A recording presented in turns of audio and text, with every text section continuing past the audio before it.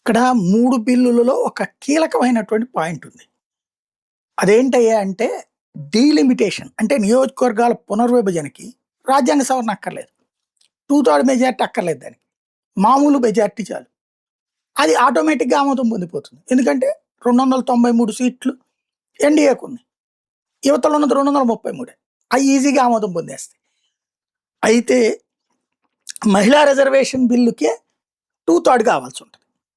ఈ మహిళా రిజర్వేషన్ బిల్లుని అన్ని పక్షాలు ఆమోదిస్తున్నాయి. కాబట్టి దానికి ప్రాబ్లం లేదు. కానీ అక్కడ పార్టీల లిటిగేషన్ ఏంటి? నియోజకవర్గాల పునర్విభజన చేయకుండా మహిళా రిజర్వేషన్ చేయమని.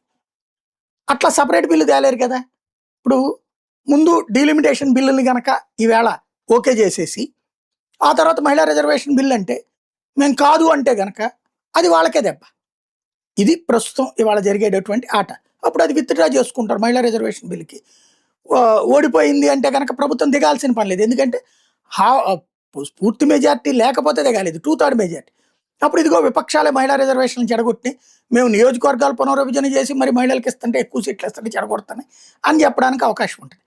విపక్షాలు నిన్నటికి మళ్ళీ ఓ 100 మంది నిన్న తగ్గిపోయారు అక్కడ. ఇవాళ 64 సీట్లు కావాలి అదనంగా. ఏది 2/3 మెజారిటీకి.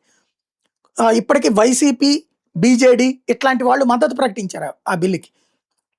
కాబట్టి ఇంకొక 55 అట్లాగా. ఈ 55 అంటే ఒక 30, 35 మంది గనక సభకి రాకపోతే, లేదా 55 మంది సభకి రాకపోతే బిల్లు ఆటోమేటిక్‌గా ఆమోదం పొందుతుంది. ఎందుకంటే ఉన్న సభ్యుల్లో 2/3 మెజారిటీ కాబట్టి.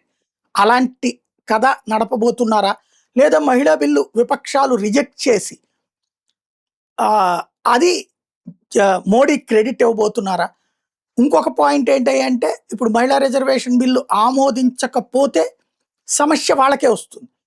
లేదా విత్‌డ్రా చేసుకునేలా ఒత్తిడి చేస్తారా? లేదా బాయ్‌కాట్ లాగా చేసేసి బీజేపీకి వెసులుబాటు కల్పిస్తారా? ఏంటనేది చూడాల్సింది. ఇవాళ మధ్యాహ్నం 3 తర్వాత ఒక హై డ్రామా నడవబోతుంది.